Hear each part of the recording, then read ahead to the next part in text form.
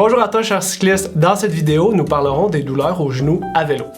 Ce qu'il faut savoir en premier lieu par rapport aux douleurs aux genoux chez le cycliste, c'est que la localisation est peu spécifique.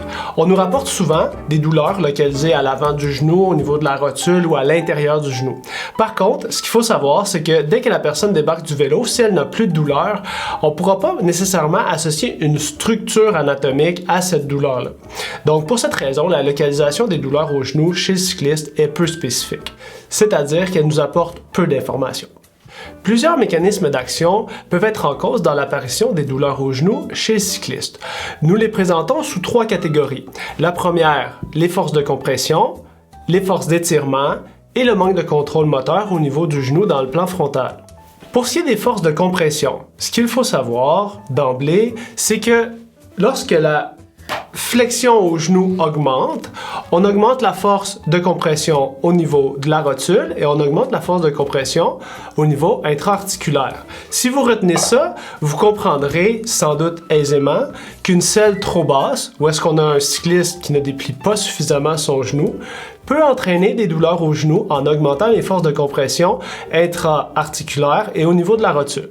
Inversement, si on parle d'étirement, vous comprendrez certainement qu'une selle qui est positionnée trop haute entraînera un étirement des structures postérieures, soit les ischio-jambiers, les structures neurales au niveau de la jambe, lorsqu'on parle du sciatique, de tous les nerfs qui vont descendre jusque dans le pied. Donc vous comprendrez qu'une selle trop haute, avec un cycliste qui est penché vers l'avant, va entraîner un étirement des structures postérieures de la jambe et donc peut causer des douleurs au genou pour cette raison. Par rapport au troisième aspect des douleurs aux genoux, qui est le manque de contrôle moteur dans le plan frontal, donc une personne qui aura de la difficulté à stabiliser son genou dans le plan frontal, qui aura des mouvements latéraux, sachez que c'est quelque chose qu'on observe plus en dehors du vélo. Donc lorsqu'on évalue notre cycliste, c'est des choses qu'on peut observer dans des mouvements comme la fente, le step down, le step up, c'est des choses qu'on va pouvoir observer. Par contre, il n'y a rien qui a été démontré au niveau de la littérature comme quoi un cycliste qui aura un manque de contrôle moteur dans le plan frontal lorsqu'il fait du vélo va nécessairement entraîner des blessures. On le sait très bien qu'il y a autant de manières de pédaler qu'il y a d'individus cyclistes, donc c'est pas nécessairement une corrélation qu'on va faire direct entre un manque de contrôle moteur qu'on observe sur le vélo puis l'apparition d'une douleur. Ça serait une erreur de faire ça. Donc, pour être bien clair, il se peut très bien qu'une personne avec un positionnement qui est optimal ait quand même un contrôle au niveau moteur de son genou qui est défaillant. Par contre, n'oubliez pas, il y a des choses au niveau du vélo qui peuvent influencer le contrôle au niveau du genou. Nous vous présentons donc maintenant les facteurs qui peuvent influencer l'apparition des douleurs au genou chez le cycliste.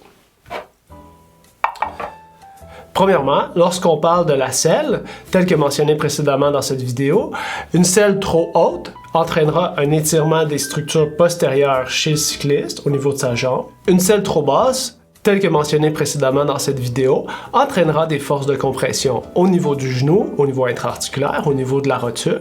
Ensuite, lorsqu'on parle du recul de selle, le recul de selle, si on a par exemple une selle qui est trop avancée vers l'avant, on va augmenter la flexion au genou lorsque la selle s'avance sur le rail. Donc on va augmenter encore une fois les forces de compression au niveau de la rotule puis au niveau intra-articulaire. L'autre chose qu'on va avoir inversement, c'est que si on a une selle qui est trop reculée, une selle qui est trop reculée va étendre notre jambe, donc on aura possiblement un étirement au niveau des structures postérieures de la jambe chez le cycliste si la selle est trop reculée.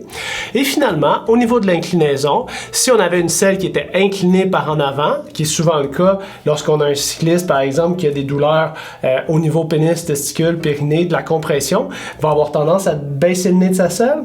Lorsque le nez de la selle est baissé, on augmente encore une fois la force de translation vers l'avant, donc les forces de compression au niveau du genou, au niveau de la rotule et de manière intra-articulaire dans l'articulation du genou.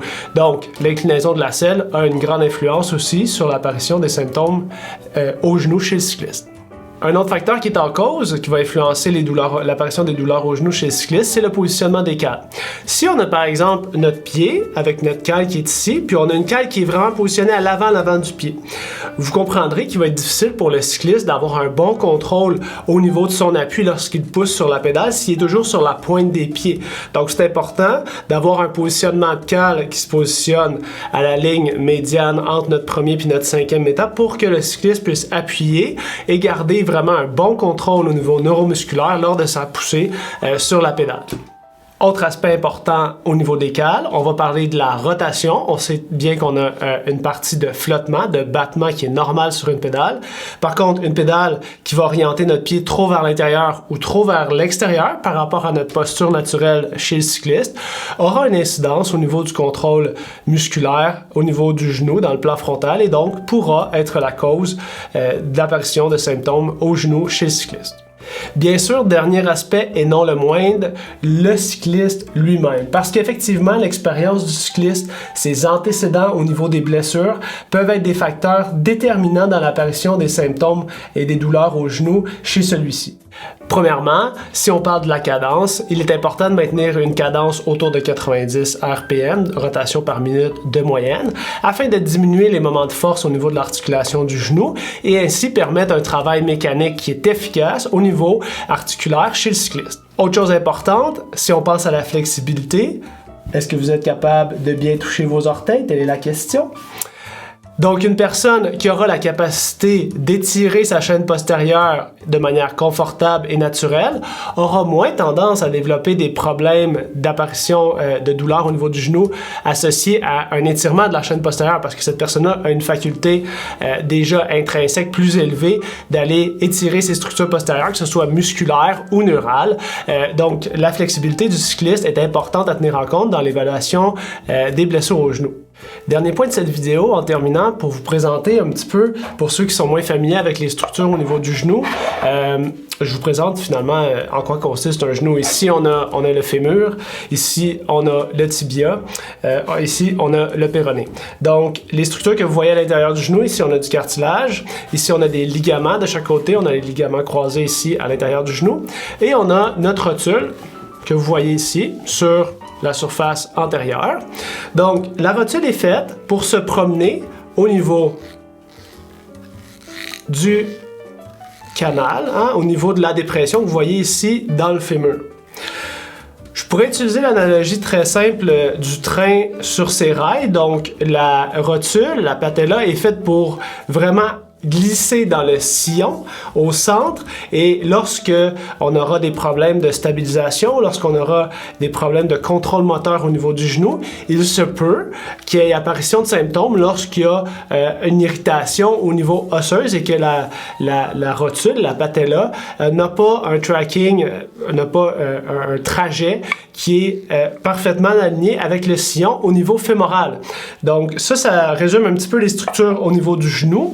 Vous vous demandez peut-être aussi qu'est-ce qui s'attache au niveau de la partie supérieure là, du tendon ici. Bien, on a vraiment là, dans le fond les vastes au niveau du quadriceps qui viennent s'attacher sur le tendon au niveau fémoral, au niveau de la rotule.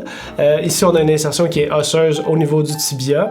Donc, on peut avoir par exemple un manque de flexibilité, un manque de mobilité au niveau de nos quadriceps qui peuvent entraîner une rétraction au niveau de la rotule, au niveau de la patella, qui peut avoir une influence sur l'apparition des douleurs au genou chez le cycliste.